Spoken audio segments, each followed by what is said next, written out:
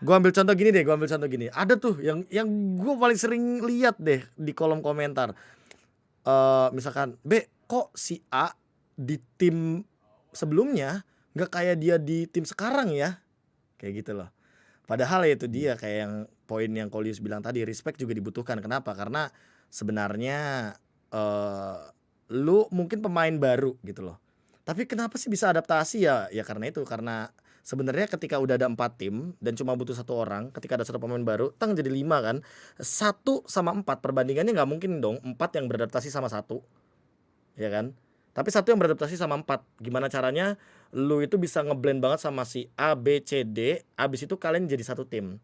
Dan nanti Oke. ketika 5 ini udah menyatu ya kan otomatis yang 4-nya juga pasti bakal respect balik dong ke si yang Gini, sendirian. makanya gini, konsep di ya kalau gua bilang stereotyping ya, yang ada di mindset dari para players untuk saat ini adalah equality. Mmm, Nangkep ya? iya. Ada 5 orang, ada 5 batu. Kalau equality, masing-masing megang satu batu. Adil dong. Biar gua bisa respect, lu juga megang satu batu. Gua udah megang satu batu nih. Masa lu gak megang satu batu? Pegang gua. Tuh, Nah, nangkep ya? Itu taruh gua. itu adalah equality. Padahal yang seharusnya mereka lakukan sebagai tim, as a team, adalah apa? Equity. Contoh, kenapa ada dari 5, kenapa ada satu orang megangnya 2 batu? Kenapa ada satu yang megang cuma setengah batu bahkan?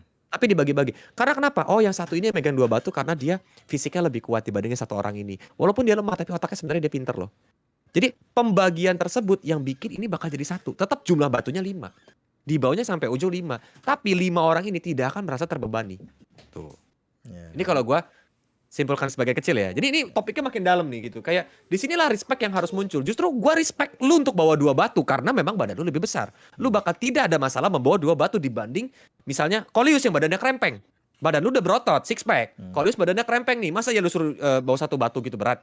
Lu bisa nyampe lebih cepat dibanding Kolius. Bahkan lu bisa gak ada masalah bawa 2 batu. Ya kan? Kenapa nggak setengah batunya Kolius lu bawa? Setengah batunya lagi KB lu bawa karena KB kebetulan tangannya lagi keseleo misalnya gitu. iya. Iya dong. Nah hal itu yang harusnya ada di mindset di mana kita tuh work together. Kita tuh bukan di mana harus adil. Lu megang satu batu, gua harus satu batu. Bukan yang kayak gitu, tapi lebih ke kita nih work together biar bawa batunya ini ke sana. Jadi beda dong, Be.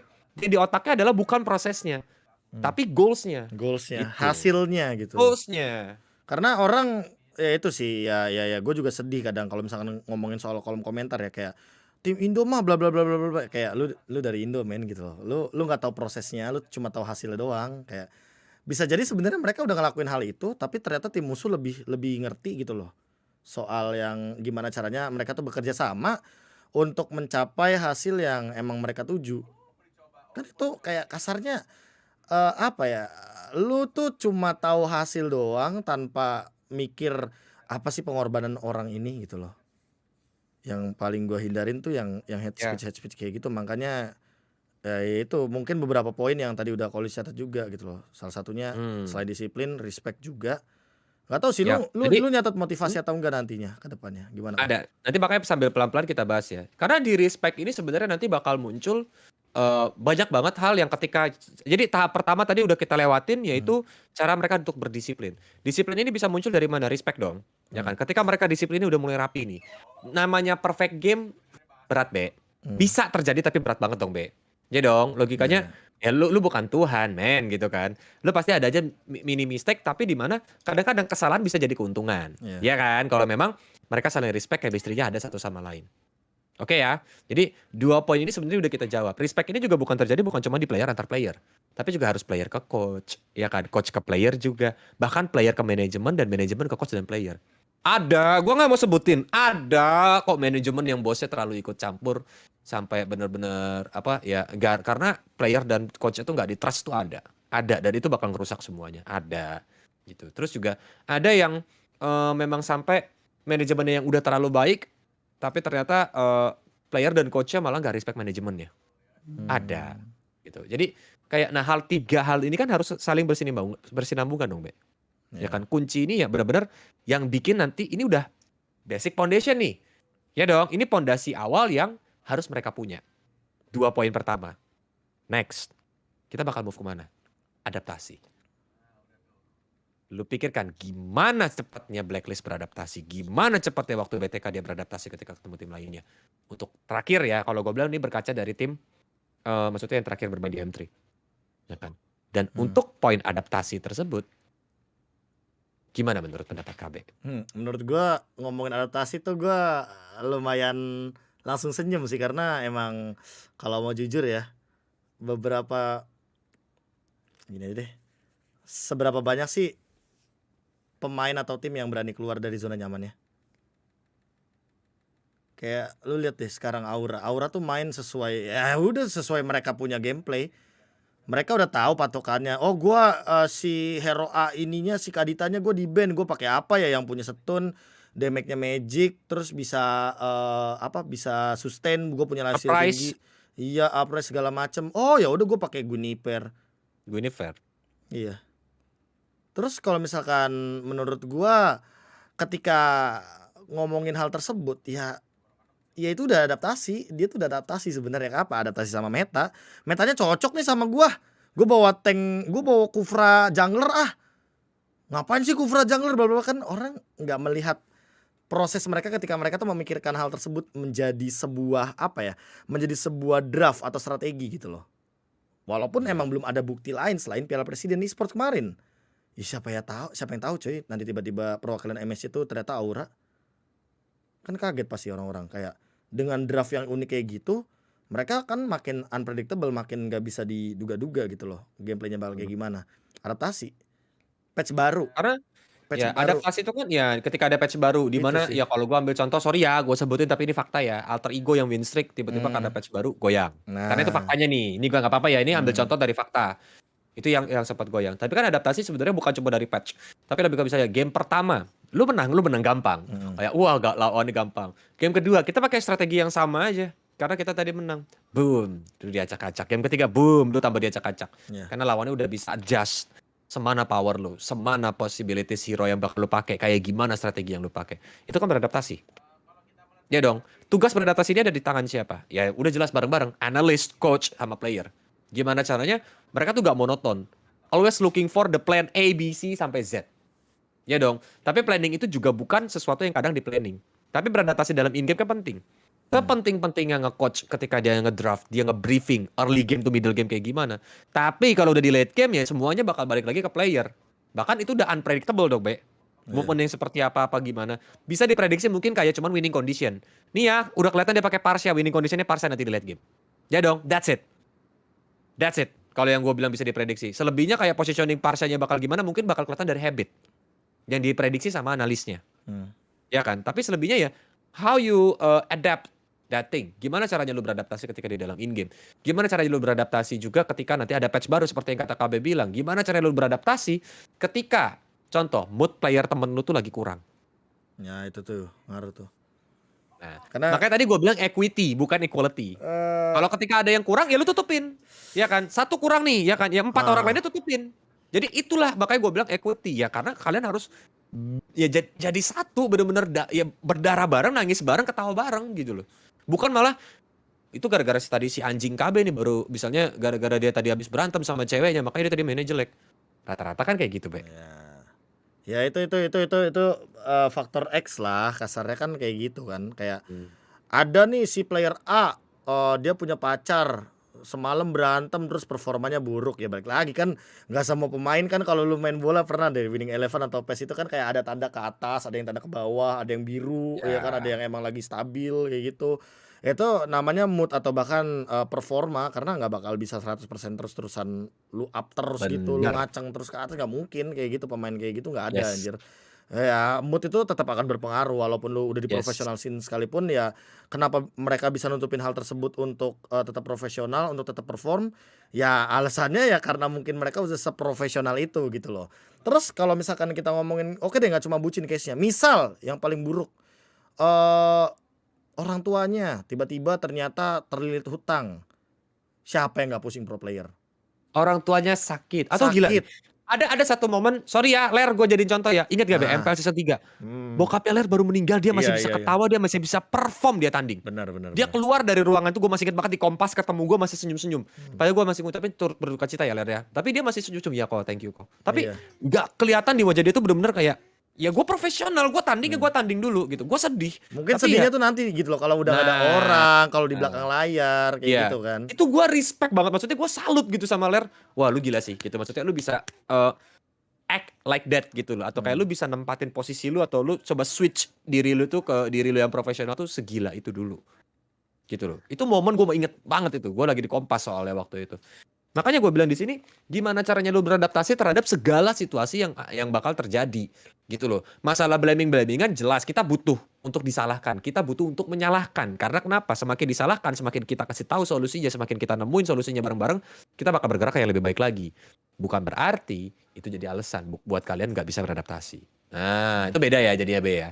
Jadi itu yang poin yang penting, di mana yang as a team ya, hal ini yang saat ini memang lagi kurang banget gitu loh. Yang jujur ya dibandingkan, oke kalau disiplin juga banyak ya kan, kadang-kadang nggak disiplin juga, main yang serampangan malah bikin lawannya bingung. Respect, ada kok tim yang full timnya respect satu sama lain, ya kan. Ada yang bisa nyatuin semuanya, itu udah kayak Facehager nyatuin Godiva sama JJ, ya kan. Itu yang bikin kayak mereka jadi respect satu sama lain. Gue bahkan dengerin cerita pas bener-bener di Piala Presiden mereka ngobrol-ngobrol gitu, ya gue amazed gitu, kayak wow hebat ya, maksudnya bisa sampai segininya ya perjuangan kalian ya.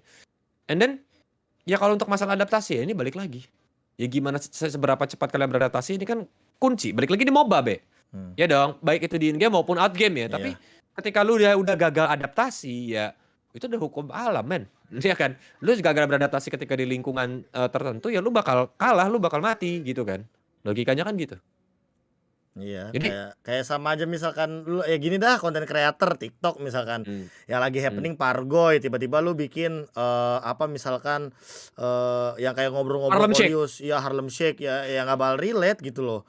Kayak Kolius misalkan iya nanti akan ada Asian Games, akan ada SEA Games, ya kan nggak relate ya. Mungkin ya beda gitu loh. Karena apa? Karena ya yang lagi trending ini gitu loh. Ya lu nggak meta gitu loh. Lu nggak relate gitu loh di sini. Jadi ya mau nggak mau emang adaptasi itu diperluin banget. Makanya sekarang lu lihat deh publik, lu kalau main 5, lu party 5, lawan lu 5 juga gitu kan. Mereka pasti bakal punya patokan ini meta yang diadaptasikan dari mungkin M3, MPL season yang ke-8 kemarin, MPLI atau segala macem, kayak gitu sih.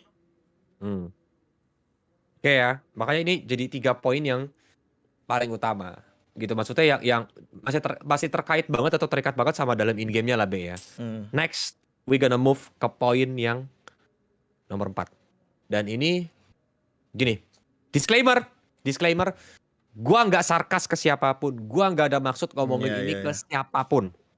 Gua malah berharap ini nggak ada di para pemain kita saat ini. Tapi ini yang gua ambil dari omongan netizen. Banyak banget yang ujung-ujungnya ngomong kayak gini. Goals. Tujuannya, Be, kebalik gak sih Be? Lu berusaha menjadi seorang atlet untuk menang. Popularity adalah bonus. Tapi sekarang menang tuh bonus. Yang penting lu terkenal. Agree or not? Agree or not kata lu? Gua gak mau nyinggung siapapun, gua gak sarkas sama siapapun, even gue berharap ini gak ada orangnya. Tapi yang lu lihat. Gue baru baca kemarin berita salah satu atlet itu pernah juara, tapi dia tuh kalau nggak salah terkilir kakinya, terus dia cuma jadi pedagang bubur. Pernah juara. Gini. Atau gini deh kok.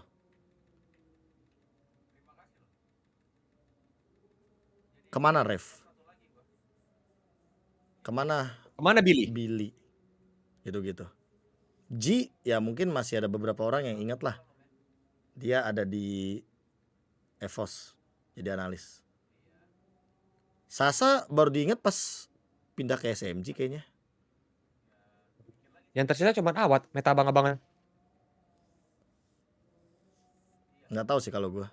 Menurut gue ya gimana kok?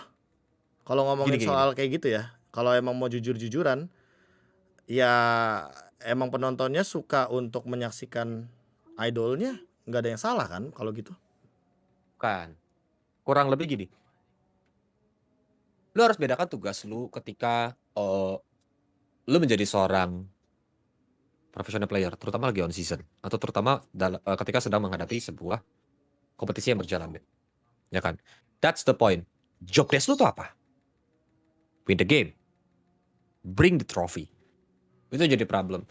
Tapi di luar sana itu lebih ke apa ya? Ini yang kata-kata ini ya. Bentar ya anak gua.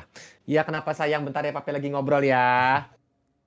Iya bikin aja dulu, pintar. Ya nanti papi bikinin ya. Nah, ya kan banyak tuh yang sampai bilang tuh, ya kan kalau kata netizen ya, kok malah lebih milih live stream sih? Jadi gue langsung gue udah frontal nih, Kok lebih milih live stream sih? Kok lebih milih untuk bucin sih? Padahal lu lagi ibaratnya lu lagi turnamen gitu. Bentar dulu ya. Ya itu papi lagi ngobrol sama Om KB, itu ada Om KB di situ ya. Bentar dulu ya. Main dulu sendiri ya. Nih. Ya kan? Dan hal-hal yang kayak gini nih sebenarnya apakah itu salah kok ngebucin? Salah gak sih dia live stream pas lagi turnamen? Gak ada yang bilang salah. Problemnya time management. Terus goals utama lu, motivasi utama lu. Nangkap gak, Be? Kan Makanya gue bilang, gue harap gak ada orang ini. Makanya gue gak bisa ngejudge kalau orang ini tuh ya motivasi utamanya pengen jadi terkenal, bukan pengen jadi juara, padahal lagi di sebuah kompetisi. They don't give a shit about the strategy, they don't give a shit about the tournament. Mereka cuma mikirin adalah, oh ya udah, yeay, gue masuk ke turnamen internasional gitu kan. Yeay, gue masuk ke playoff. And then ya mau hasilnya menang atau kalah, I don't give a shit lagi. Gue udah gak peduli lagi. Yang penting gue ngetren ada di sini. Gitu. Tangkap gak? B. Yang cuman memikirkan ya turnamen tersebut adalah hanya batu loncatan. As simple as that gini nah. Kalau popularity, B, lu main di MPL pakai link dapat efek terkenal lo, B. Apalagi lu menang game-nya. Terkenal gak? Iya. Auto popularity dapat. Iya. Ya kan? Tapi permasalahannya, apakah dapat efek? Waduh, pastikan dulu lu adalah jadi seorang juara. Ketika lu terkenal, lu jadi ngerasa puas. Ketika lu udah jadi terkenal, lu nggak mau lagi latihan lebih keras lagi biar lu bisa dapetin tutup sebagai juara. Kan makanya gue selalu kayak bilang soal motivasi ya. Soalnya kalau ngomongin motivasi tuh balik lagi ke hati lu sih. Hati lu tuh mau ngincer apa. Kalau ngomongin soal gue pengen juara, semua orang sih pasti banget pengen jadi juara. Mempertahankan bahkan menurut gue emang lebih sulit daripada mendapatkan. Dapat slot playoff, oke. Bagus. Semua orang pengen lu dapat, tapi apakah mendapatkan slot playoff itu nantinya bisa lu pertahankan terus-terusan? Lihat nggak aura MPL Indonesia deh, nggak usah ambil contoh. Nggak usah jauh-jauh, misalkan gua ambil contoh. Mereka itu season 4 dapat slot, season 5 season 6 mana? Season 7 baru nongol. Season 8 kemarin jangan-jangan gue lupa deh. Iya season 8 jangan-jangan baru ada. Ya itu makanya kayak ketika 3 season menghilang entah kemana, entah berantah. Ya Makanya katanya jadi pemilik goa. iya. Bukan yang masuk goa lagi, tapi yang pemilik goa, yang lainnya masuk goa tuh nyewa sama Aura, digituin lah Aura waktu itu loh. Iya. Sebegitu di underestimate lah. Dikatain badut segala macem. Tapi lihat deh kenapa mereka bisa bangkit. Gue kenapa selalu ambil contoh Aura ya, karena ya bukan karena mereka sekarang lagi jadi People's Champion, bukan. Itu contoh nyatanya. Mereka berarti punya motivasi, coy. Iya gak sih? Ya. Gini deh, gak usah jauh-jauh. Filipin MSC 2019 itu cuma jadi penonton. Indonesia dua-duanya di stage. Kenapa sekarang M2 M3 Indonesia yang jadi penonton? Berarti motivasi mereka lebih tinggi dong, lebih hebat dong motivasinya. Iya gak sih? Gini, makanya kalau seandainya, makanya gue bilang ya, tugas lu kalau memang lu mau jadi terkenal, bukan pada saat lagi kompetisi. Gitu loh. Yang gue maksud di sini adalah, lu boleh kok untuk jadi terkenal. Lu boleh kok fokus untuk gimana caranya naikin Entertain nama lah. lu, gimana naikin branding lu, gimana caranya lu bisa mengentertain. Tapi, bukan ketika lagi kompetisi. Itu adalah waktu yang salah kalau otak lu fokusnya lebih ke sana. Ya kan? Yang gue maksud di sini sekarang gini. Simpelnya, ini kan banyak nih penonton muda nih yang lagi nonton juga nih. Pastinya nanti ketika nih lagi live stream di tempatnya Kolius atau nanti ketika KB upload ya. Kalian kenal gak sih sama yang namanya Meriam Bellina? Gue yakin banyak yang nggak tahu. Iya. Dia adalah artis kawakan yang sangat amat terkenal pada zamannya. Tapi sekarang, ya udah beda. Yang lebih terkenal adalah It's a fucking penthouse. Ya dong, zaman bakal terus berganti. Iya. Zaman bakal terus berganti. Tapi satu, kalau gue mau nanya sama kalian semua. Kalian kenal gak sama Susi Susanti? Kenal. Beda. Beda konsep. Itu yang makanya gue bikin. Kayak, kalau lu mau terkenal, tapi ketika job desk lu adalah, lu menyalahgunakan job desk lu yang harusnya sebagai player, sebagai atlet, untuk mencari sebuah piala tersebut. Ya,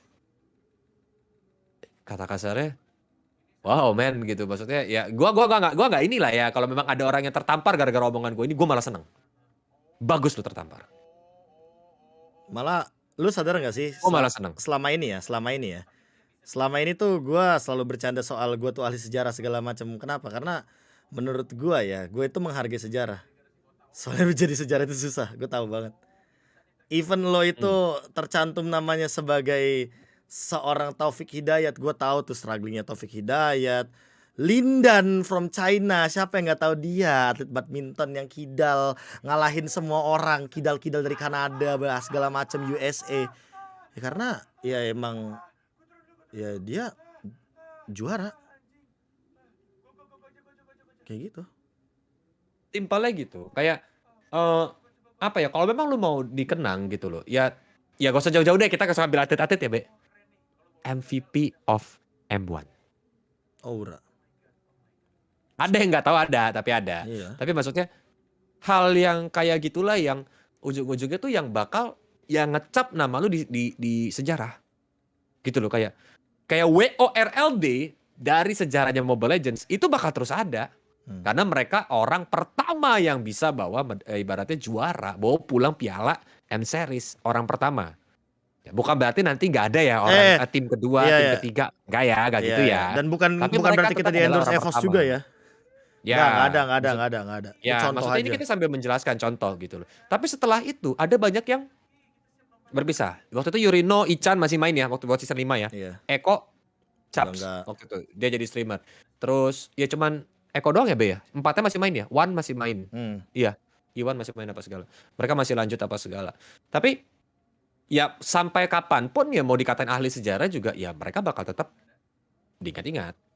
Gitu Iya. loh. Jadi kalau memang kalian mau cari popularity, ya seiring dengan prestasi yang kalian dapatkan, seiring dengan pengorbanan yang memang kalian keluarkan, ya popularity itu bakal jadi bonus. Walaupun gua ngerti banget seberapa berdarahnya nanti untuk dapetin bawa pulang itu piala kejuaraan internasional itu seberapa berdarahnya, Be.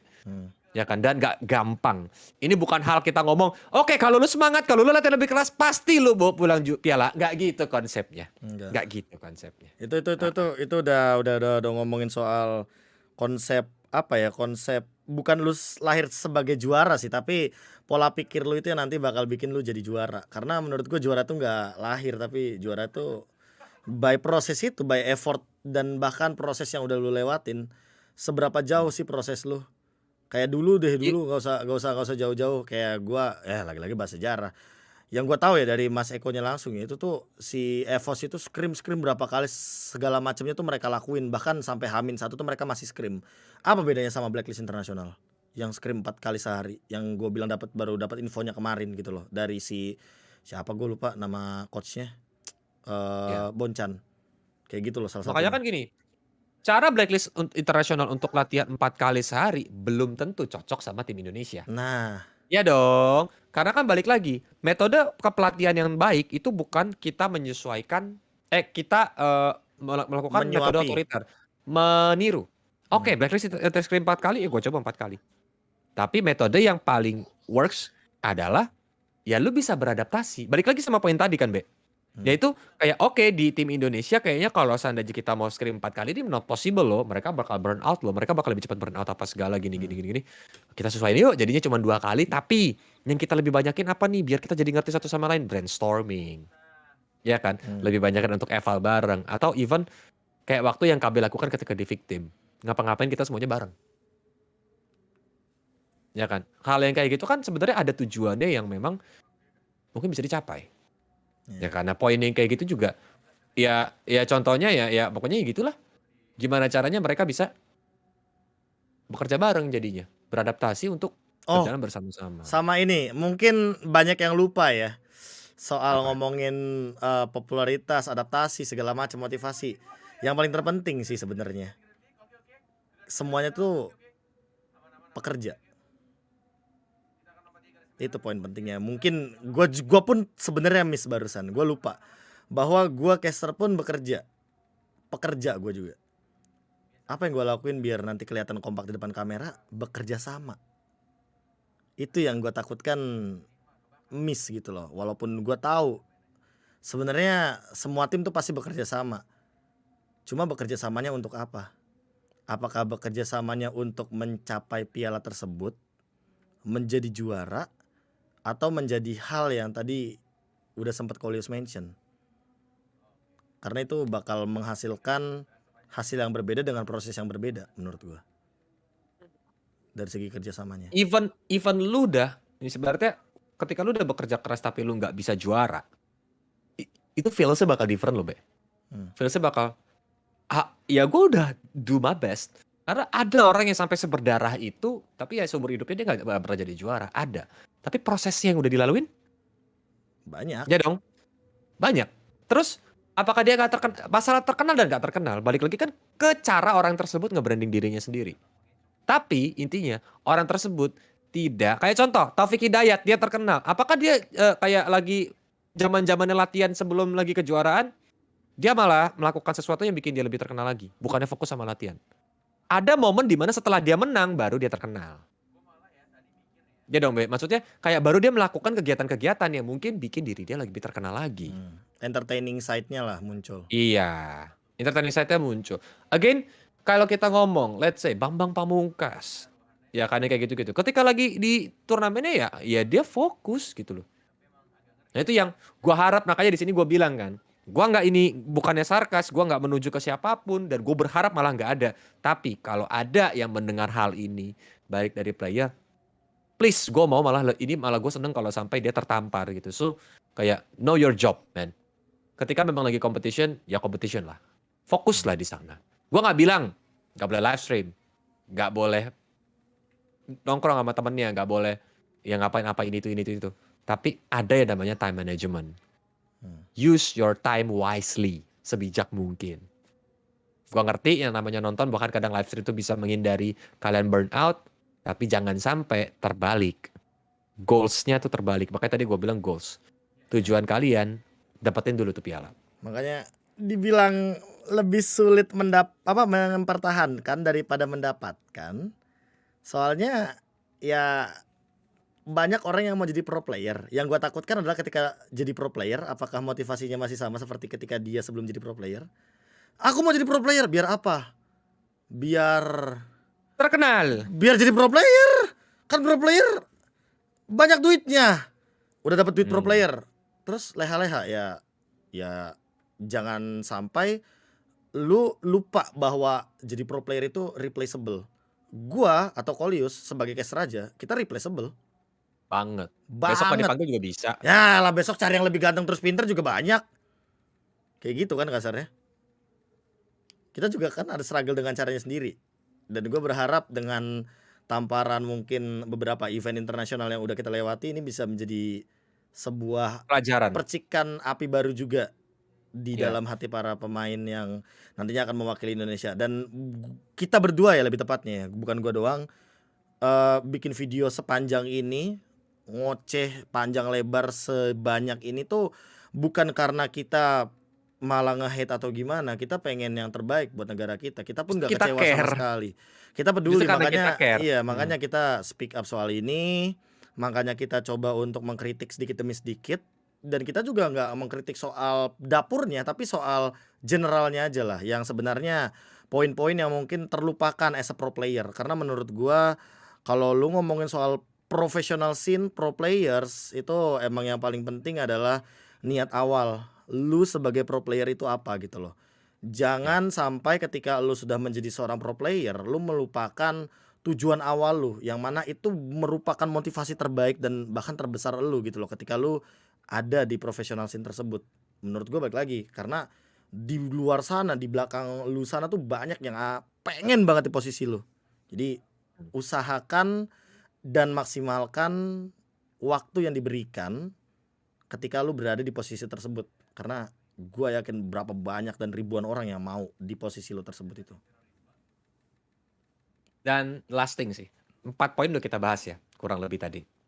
Mulai dari bisa dibilang tuh kedisiplinan, Disiplin. mulai dari tadi respect, mulai dari gimana caranya mereka beradaptasi, sama tadi goals. 4 ini lebih ke segitiga ya, Be ya. Player, coach, manajemen. Nah, gue ada satu poin lagi nih, Be. Dan ini adalah poin yang menurut gue sangat amat penting yang dari tadi belum kita bahas. Poin kelima yang menjadi penyebab, ini gue setuju banget ya sama poin ini, adalah penyebab Indonesia hasilnya semakin lama semakin tidak memuaskan untuk hingga sekarang. Ya, poin kelimanya adalah apa? Kalian yang memang ngerasa jadi coach online, yang udah ngerasa paling hebat sedunia.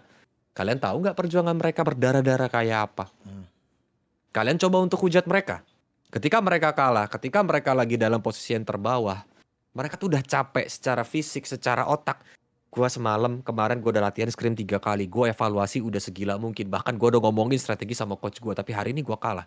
Dan netizen merasa yang lebih pintar lagi ngomongin soal goblok lu, inilah lu, itulah lu, bla bla bla bla bla. Sampai ada yang bawa-bawa sara. Sampai ada yang bawa-bawa fisik. Sampai ada bawa-bawa bahkan keluarganya yang gak related sampai dibawa-bawa sama kalian. Kalian tahu gak sih? Maksudnya kayak apa yang kalian lakukan itu ya, in my humble opinion, hal bodoh. Kalau kalian merasa lebih jago dari player, berdiri di tempat player tersebut. Kalau lu memang mau kritik, kalau memang lu ngerasa diri lu udah pantas untuk ngekritik orang, lu berjuang, masuk ke pro player, lu menangin juara, lu baru lu bacotin orang. Misalnya ini contoh ya. Misalnya KB adalah player, gue baru aja menang M4. Gue bilang, oke, tapi gue mau ada satu omongan sih. KB lu mainnya goblok. Terima gak lu, Be? Terimalah, anjing gue dikatain Gua goblok. juara, Cok. Gua juara, Cok. Iya, ya, gitu loh. itu kata-kata Udil, juara itu berhak atas segalanya. Gua juaranya. Dia yang paling berhak berbicara. Kolius ngomong kayak gitu, gue ke-trigger dong. Wah, gue bantai. Buktiin. M5, gue menang lawan Kolius. Ini yang ngatain gue goblok. Cuma jadi runner up, gue gituin. Terima gak Kolius? Ya mau gak mau cuma terima lah. Sit.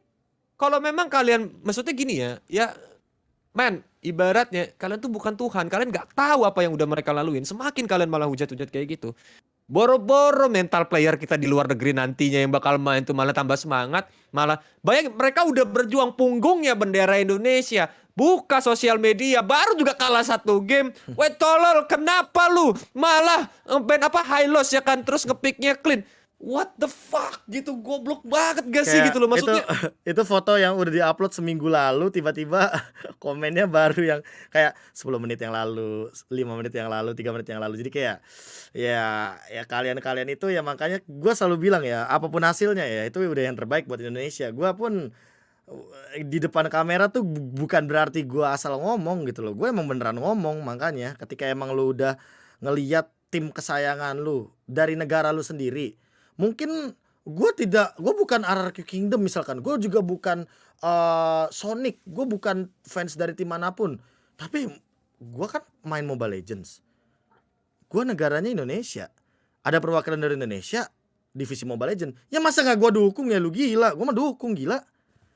Makanya sampai gue bilang, maksudnya kayak ya gue ngerti lu fans dari tim manapun, tapi ketika memang udah di pertandingan internasional kayak gitu, ya kan perwakilan Indonesia cuma 2, Onyx sama RRQ. Jadi 1 dulu aja. Iya. Kecuali ntar udah Onyx versus RRQ, nah udah misah dah lu sana. Iya. Tapi berarti lu fans dari 7 tim yang lainnya nih, ketika RRQ tanding dukung RRQ. Onyx ketika tanding dari 7 fans lainnya, RRQ Kingdom kayak EVOS Fans kayak Alter Champ kayak dukung Onyxnya. Ya udah memang alter egonya belum masuk di sana, EVOS-nya belum masuk di M3 kemarin. Iya. Gitu loh. Tapi ntar ketika EVOS sudah masuk ya lain cerita. Apalagi kalau memang final nih, ya udah RRQ Kingdom lawan Sonic gitu dong. Kalau memang bisa sampai final kayak gitu. Simple kan, kasarnya kan kayak gitu aja.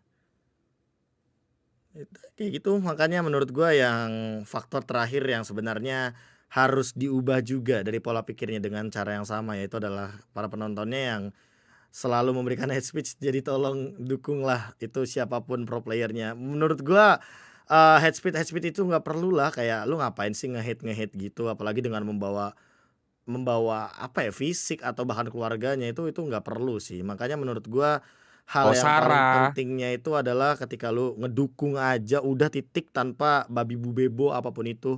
Karena gue yakin di luar sana, gue tahu di luar sana kalau ngomongin soal hate speech ya, emang orang luar itu tuh lebih mengerikan.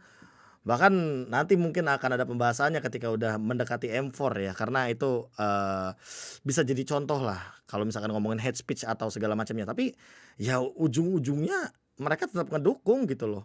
Dan karabitan emang akan selalu ada, yang namanya provok itu emang selalu ada. Tapi gimana cara lu itu memposisikan diri lu bahwa lu netral. Ketika lu mendukung tim Indonesia, ya udah lu dukung penuh tanpa harus menjatuhkan sedikit pun dari kita sebagai negara Indonesianya atau bahkan negara lain yang akan bertanding di situ. Dengan ya kita tahu ketika ada bertanding negara lain, ada hate speech juga ke negara lain, yang menurut gue itu kurang banget sih.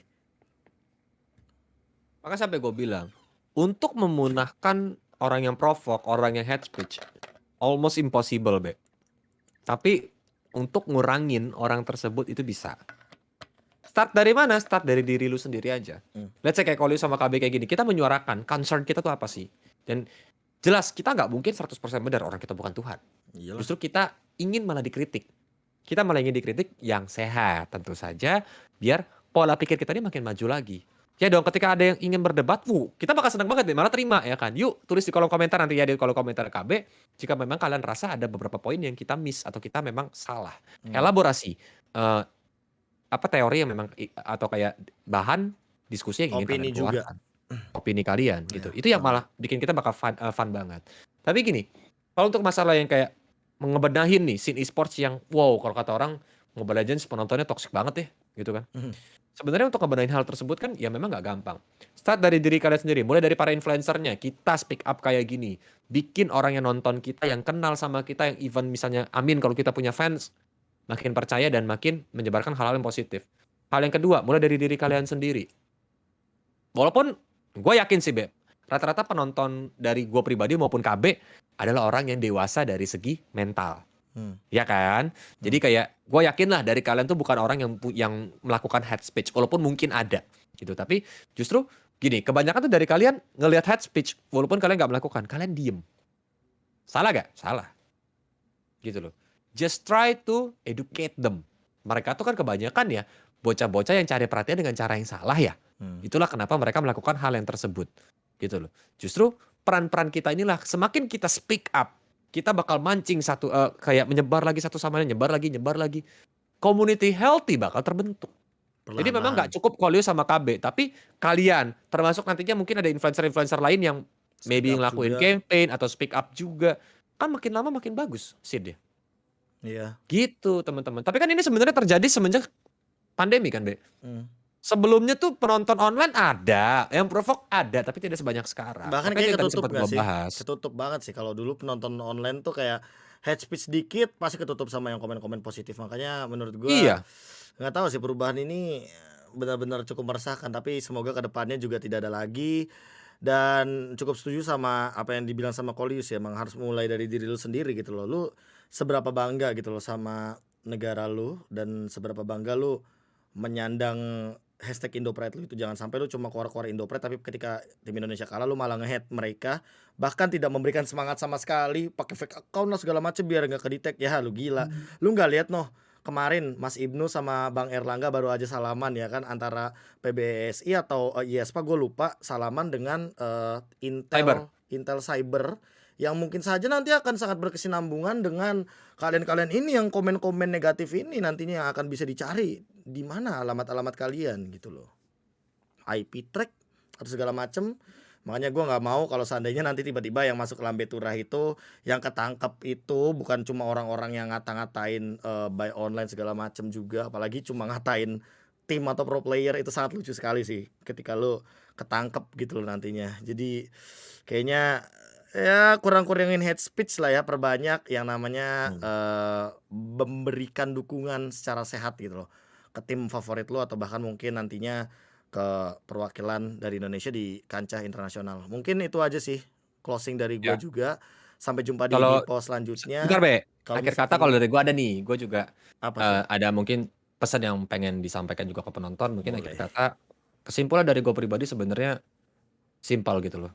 Percaya aja sama proses yang memang dijalankan sama tim-tim yang kalian idolakan, gitu loh. Ketika nantinya ada yang berkata negatif, tutuplah dengan hal yang positif.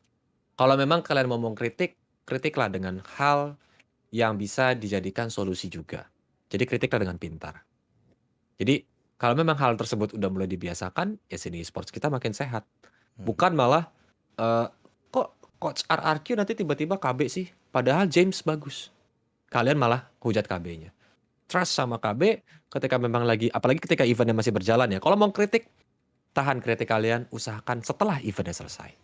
Itu contoh Nangkap ya, gak, Be? contoh. Setelah Iya, iya perjuangannya nangkep. Itu selesai. contoh ya, itu contoh. Contoh, Contoh, contoh contoh, gitu. contoh. Ntar Jadi tiba-tiba mhm, lempar-lemparan aja. jadi bunuh-bunuhan lagi kita ya. Iya. Kurang lebih gitu aja, lebih ke kasih semangat, lebih ke hargailah perjuangan dari semuanya dan percayalah bahwa proses tuh gak bakal mengkhianati hasil sih.